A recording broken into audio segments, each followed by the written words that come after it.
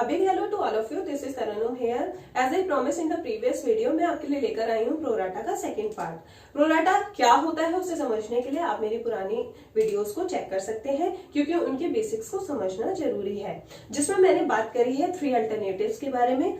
उनके 3 अल्टरनेटिव्स क्या होते हैं उसके बारे में मैंने पूरी डिटेल आपको इसके बेसिक पार्ट 1 में ऑलरेडी दिया है, तो आप उसे चेक कर सकते हैं। आज हम प्रोराटा का एक ऐसा क्वेश्चन करने वाले हैं जो बेस्ड होगा इसके थर्ड अल्टरनेटिव पे। थर्ड अल्टरनेटिव में मैं आपको अच्छी तरीके से बता चुकी हूँ कि क्या होता है, फिर भी मैं एक बार दोबारा से बताऊंगी। If you are coming on this channel for the very first time, please do subscribe my channel. अगर आप मेरे चैनल पर दोबारा लौट कर आ रहे हैं तो thank you so much, it means lot to me. तो चलिए आज का वीडियो स्टार्ट करते हैं और क्वेश्चन देख लेते हैं कि आज का क्वेश्चन क्या है। ये आपको याद रखना है कि ये थर्ड अल्टरनेटिव है, तो उसी के ऊपर ये क्वेश्चन बेस्ड होगा। तो जैसा कि आप देख रहे हैं आपके स्क्रीन पर क्वेश्चन है, Preeti and company offer 60,000 share to public. ये मैं आपको पहले भी बता चुकी हूं कि प्रोराटा के लिए आपने कितना ऑफर किया और पब्लिक ने कितना रिसीव किया या पब्लिक ने कितने के लिए अप्लाई किया, ये जानना हमारे लिए इंपॉर्टेंट है। तो जो भी चीजें हैं उनको मैं हाईलाइट कर देती हूँ। तो कंपनी ने ऑफर किया 60,000 शेयर, तो नंबर ऑफ शेयर ऑफर्ड है आपके 60,000 shares, on which amount were payable ₹3 on application, ₹3 per share on allotment and the balance when required। अब यहाँ पे क्योंकि हमें पहले से ही पता है कि हमेशा इंस्टॉलमेंट मेथड और ओवर सब्सक्रिप्शन के केस में ही प्रोराटा का केस आता है, तो आपको मैं रिमाइंड कराना चाहूंगी कि ये ओवर सब्सक्रिप्शन का केस है और इंस्टॉलमेंट मेथड है, तभी आपका प्रोराटा पॉसिबल होता है। ठीक है, तो यहाँ पे इन्होंने बताया है कि एप्लीकेशन ₹3 का है, अलॉटमेंट आपका मैं शॉर्ट फॉर्म में लिख रही हूँ ₹3 का है, और बैलेंस के लिए इन्होंने कोई अमाउंट नहीं बताया है, इन्होंने कहा है व्हेन रिक्वायर्ड। इसका मतलब क्या होता है ये मैं आपको बताऊंगी। तो इंस्टॉलमेंट मेथड में हम क्या करते हैं, हमारी फेस वैल्यू को, जैसे यहाँ पे इनकी फेस वैल्यू @10 ईच है, ठीक है, @10 ईच, तो ये आपकी हो गई फेस वैल्यू। फेस वैल्यू को इन्होंने 3 कैटेगरी में डिवाइड किया हुआ है, 3 स्टेजेस में डिमांड करेंगी कंपनी। तो 3 ये डिमांड करेंगे एप्लीकेशन के टाइम पर और 3 डिमांड करेगी अलॉटमेंट के टाइम पर। और बैलेंस मतलब कि 3 और +3 6 हो गए, तो 4 का बैलेंस जो बच रहा है उसको अभी ये रिक्वायरमेंट नहीं कर रहे हैं। व्हेन रिक्वायर्ड का मतलब है कि अभी वो रिक्वायरमेंट नहीं कर रहे हैं। तो अगर क्वेश्चन में ऐसी कोई लाइन आती है जिसमें ऐसा लिखा हो कि व्हेन रिक्वायर्ड, तो आप उसकी जनरल एंट्री पास आउट नहीं करेंगे, क्योंकि क्वेश्चन ने आपको मेंशन नहीं किया है कि वो कब रिक्वायरमेंट होगी उसकी। तो हम ऐसा मान के चलेंगे कि अभी उसकी कोई रिक्वायरमेंट नहीं है, तो उसकी कोई जनरल एंट्री नहीं होगी। ठीक है, तो अभी हमें सिर्फ मतलब होगा एप्लीकेशन और अलॉटमेंट से। तो ये आपकी हाईलाइटेड चीजें हो गई अलॉटमेंट पे, एप्लीकेशन पे। नेक्स्ट ये कह रहे हैं application for 90,000 share were received. अब ये 90,000 शेयर्स के लिए रिसीव्ड हुआ, जैसा कि मैंने आपको बताया कि कंपनी ने ऑफर किया 60,000 शेयर्स के लिए, 60,000 शेयर्स के लिए, लेकिन पब्लिक ने अप्लाई किया है 90,000 शेयर्स के लिए। तो इसी सिचुएशन को हम कहते हैं ओवर सब्सक्रिप्शन, और ओवर सब्सक्रिप्शन के केस में ही आपका प्रोराटा लाई करता है। ठीक है, क्योंकि आपको उसमें जो भी एक्सेस एप्लीकेशन मनी आता है उसको एडजस्ट करना पड़ता है, तो वही एडजस्टमेंट आपका प्रोराटा कहलाता है। ठीक है, नेक्स्ट ये कह रहे हैं 90,000 share were received on which the director allotted as follow. Director ने किस तरीके से अलॉट किया, जैसे ये आपका 90,000 ओवर सब्सक्राइब हुआ है तो उसको अलॉट करना डायरेक्टर्स का काम है। तो डायरेक्टर्स ने कुछ इस तरीके से अलॉट किया है कि जो 40,000 वाले शेयर होल्डर है उनको फुल दिया है, 40,000 वाले को पूरा फुल। ठीक है, और जो 50,000 वाले शेयर होल्डर है उनको सिर्फ 40% दिया, यानी कि 20,000। अब ये 50,000 का 40% 20,000। नेक्स्ट है 2,000 शेयर वाले को कुछ भी नहीं दिया, नील, यानी कि हमने उसे रिजेक्ट किया है या फिर रिटर्न किया है। तो जब भी आपकी इस तरीके की 3 कैटेगरी आती है तो इसी को हम कहते हैं थर्ड अल्टरनेटिव, जो आपका बुक आपको बताता है कि इसके 3 अल्टरनेटिव जो होते हैं उसमें थर्ड अल्टरनेटिव कुछ इसी तरीके का होता है, जिसमें आपको कैटेगरी गिवन होती है कि कुछ कैटेगरी के पार्ट 1 में कुछ इस तरीके से होता है कि आपने उसको पूरा दिया है। सेकंड कैटेगरी में क्या होता है कि जितने के लिए उसने अप्लाई किया उससे कम दिया है, जैसे कि इन्होंने 40% दिया, और कुछ ऐसी आती है चीजें जिसको हमने बिल्कुल भी नहीं दिया है, तो ये आपका थर्ड अल्टरनेटिव हो गया। तो इसको किस तरीके से सॉल्व करना है हम वो देखेंगे। तो पहले मैंने कहा था कि हम पहले वर्किंग नोट देखेंगे। तो वर्किंग नोट में हम ये चेक करेंगे कि प्रोराटा की जो एडजस्टमेंट है, जो हमें अलॉटमेंट पे एडजस्ट करना है, उसे किस तरीके से उसका अमाउंट हमें पता चलेगा। तो पहले हम इसके सॉल्यूशन में करते हैं working note.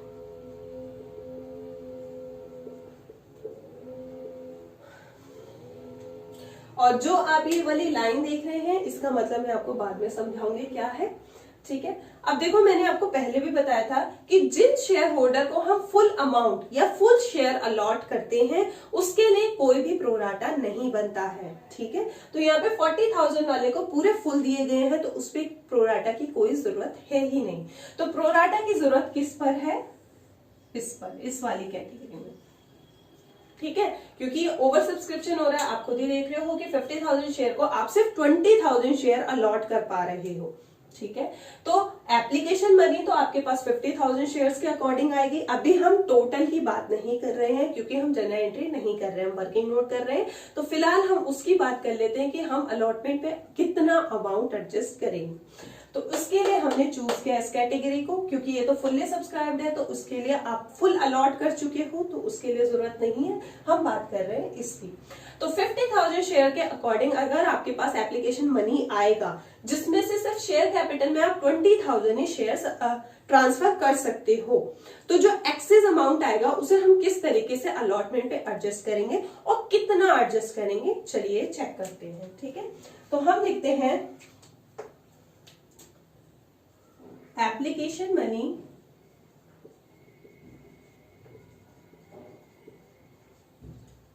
received on 50,000 shares. अभी हम टोटल की बात नहीं कर रहे हैं, सिर्फ इसकी बात करें, @3 ईच या 3 पर शेयर, या 3 पर शेयर लिख देते हैं, ठीक है। यहाँ पे 50,000 के अकॉर्डिंग आपके पास एप्लीकेशन का अमाउंट आएगा विच इज 1,50,000, ठीक है। क्योंकि आपका एप्लीकेशन का अमाउंट 3 रुपीज का है, तो आपको 1,50,000 रिसीव होगा, जिसमें से आप सिर्फ कितने रख सकते हो, तो उसमें से हम लेस कर देते हैं एप्लीकेशन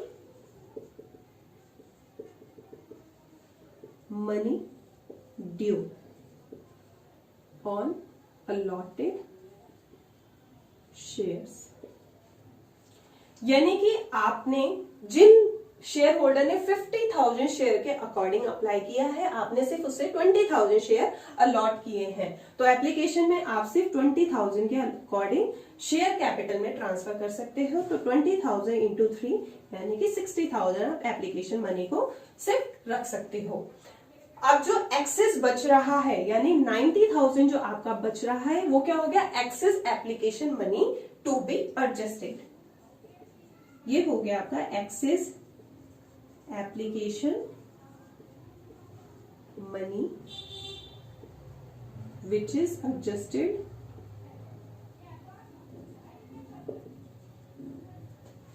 या फिर आप इसे शॉर्ट भी कर सकते हो, application money adjusted on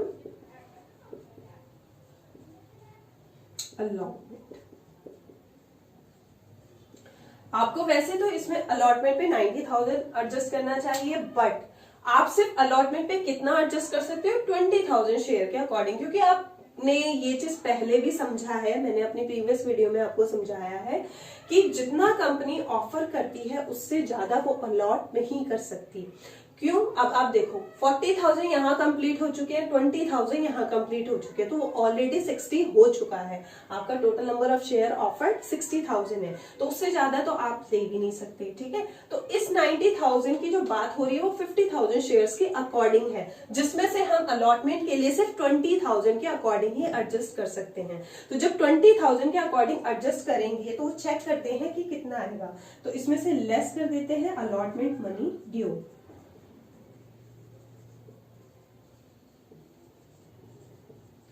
Allotment money due on 20,000 shares और अलॉटमेंट का अमाउंट आपका कितना है 3, तो @3 पर शेयर। ठीक है, अलॉटमेंट का मनी आप 20,000 के अकॉर्डिंग 3 पर शेयर के अकॉर्डिंगली रख सकते हो, यानी कि 60,000 आप अलॉटमेंट पे एडजस्ट कर सकते हो, जिसमें से अभी भी आपके पास एक्स्ट्रा बच रहे हैं 30,000। तो मैंने आपको पहले ही बताया था कि अलॉटमेंट पे एडजस्ट करने के बाद भी अगर अमाउंट बचता है और क्वेश्चन इस बारे में साइलेंट है कि उसे कॉल्स पे भी एडजस्ट करना है या नहीं, तो क्वेश्चन ने कुछ भी ऐसा मेंशन नहीं किया है कि उसे कॉल्स पे एडजस्ट करना है, तो हम क्या करेंगे, उसे रिजेक्ट कर देंगे, तो कंपनी उसे रिजेक्ट कर देगी। तो अभी भी जो 30,000 आ रहे हैं वो क्या होगा, रिजेक्ट हो जाएगा। तो ये हो जाएगा एक्सेस एप्लीकेशन मनी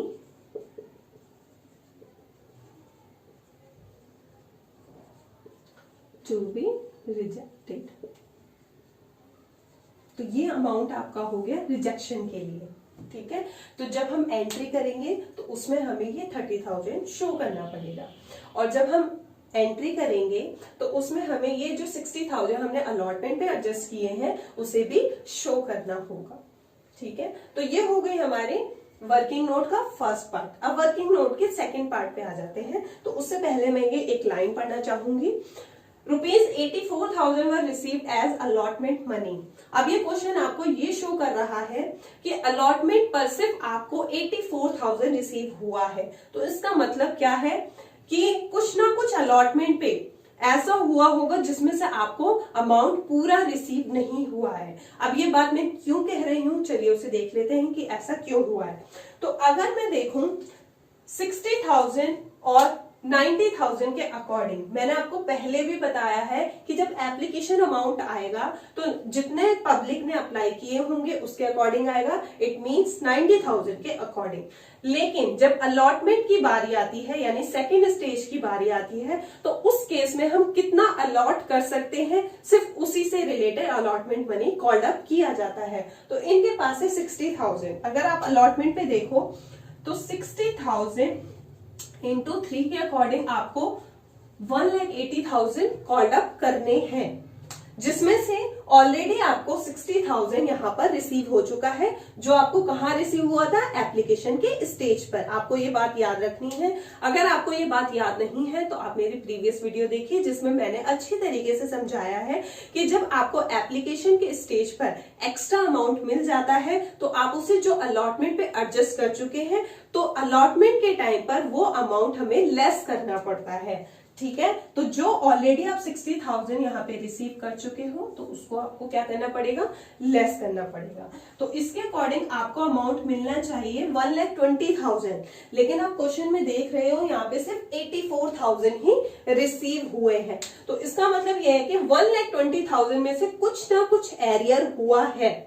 ठीक है, इस चैप्टर में एरिया से रिलेटेड क्वेश्चन है जिसमें डायरेक्टली आपको बताया जाता है कि कितने शेयर होल्डर ने अलॉटमेंट का अमाउंट नहीं दिया है, बट इस क्वेश्चन में ऐसा मेंशन नहीं है। तो ये क्वेश्चन आपसे इनडायरेक्टली कहना चाह रहा है कि कुछ ना कुछ ऐसे शेयर होल्डर हैं जिन्होंने अलॉटमेंट मनी नहीं दिया, यानी वो अलॉटमेंट का एरियर हो गया है। ठीक है, तो अब हम नेक्स्ट वर्किंग नोट में यही पता लगाएंगे कि कितने शेयर होल्डर ऐसे हैं जिन्होंने अलॉटमेंट मनी नहीं दिया है। ठीक है, तो हमारा आ जाता है सेकंड वर्किंग नोट। देखो अब यहां पर क्या है, अलॉटमेंट मनी ड्यू।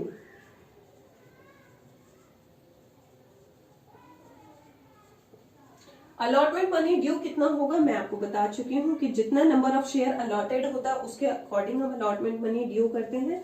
तो ये हो जाएगा 1,80,000, जिसमें से आपको ऑलरेडी रिसीव हो चुका है, already received on application stage.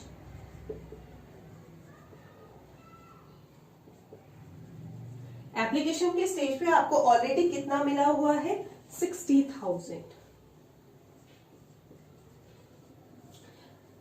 तो अब जो आपको अमाउंट मिलेगा वो होगा आपका 1,20,000। ठीक है, तो ये हो गया अमाउंट या फिर इसको ऐसे ही छोड़ देते हैं, ठीक है। ये हो गया 1,20,000। उसके बाद आपको 84,000 ही अमाउंट मिल रहा है अलॉटमेंट के लिए, तो इसे हम लिख सकते हैं allotment money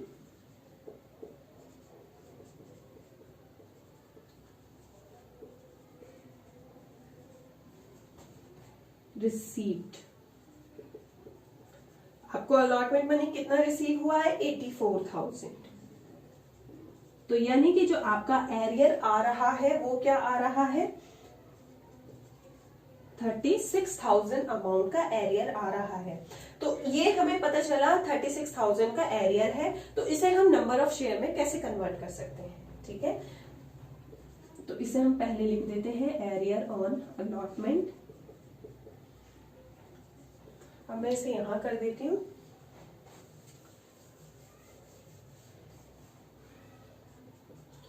number of share on which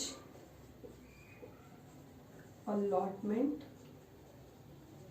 money not received.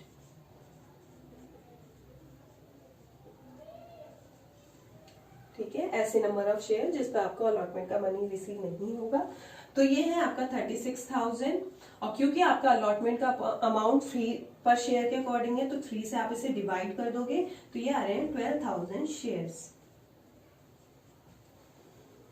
ठीक है, तो ये हो गए कि 12,000 ऐसे शेयर होल्डर हैं जिन्होंने ₹3 पर शेयर के अकॉर्डिंग अलॉटमेंट का मनी नहीं दिया है, जो कि कॉसिन एरियर की कैटेगरी में आता है।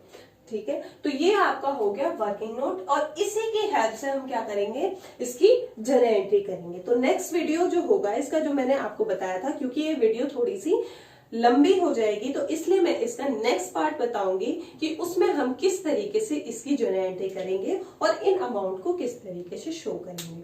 उससे पहले आपको ये बात जानना जरूरी है कि जो भी आप वर्किंग नोट करते हो, क्वेश्चन बोर्ड के अकॉर्डिंग वो क्वेश्चन में मेंशन होता है कि जो भी आप वर्किंग नोट कर रहे हो वो क्लियरली शो करना है। अगर आप उसे शो नहीं करते तो मे भी हो सकता है कि मार्क्स कट जाते हैं। ठीक है, तो पहले आपका वर्किंग नोट समझना जरूरी है, फिर उसके अकॉर्डिंग हम इसकी जर्नल एंट्री करेंगे। ठीक है, तो वेट करिए मेरी नेक्स्ट वीडियो के लिए, जिसमें मैं आपको समझाऊंगी कि इसकी जर्नल एंट्री किस तरीके से होगी। तो thank you so much, thanks for watching.